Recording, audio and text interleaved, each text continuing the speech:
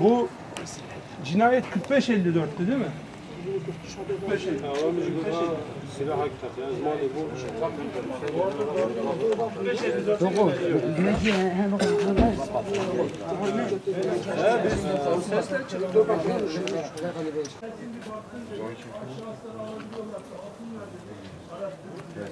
Tanıyor musun?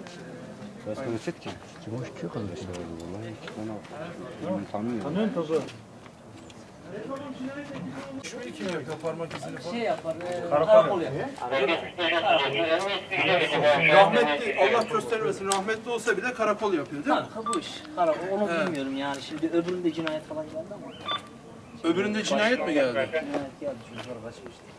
Bunda da kaçıyorlar ya. Teslim olmuşlar.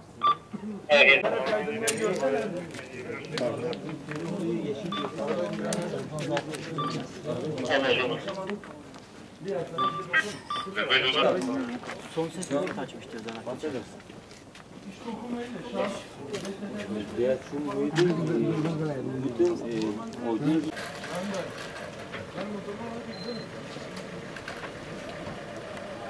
350.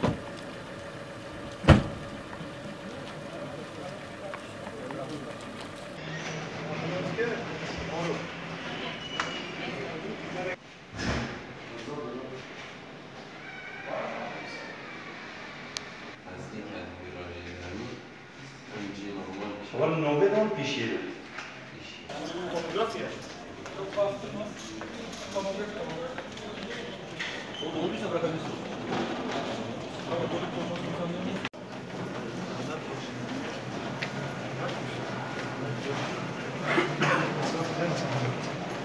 Olsa yine ya başı.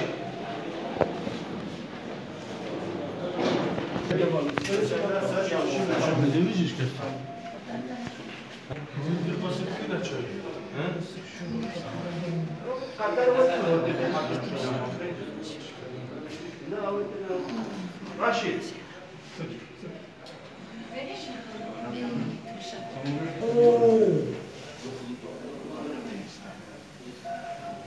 Raşit, bak ne kadar kıymetli ya. Sayın Ebru kıymetli kişi. Ah, dediğin ne oldu?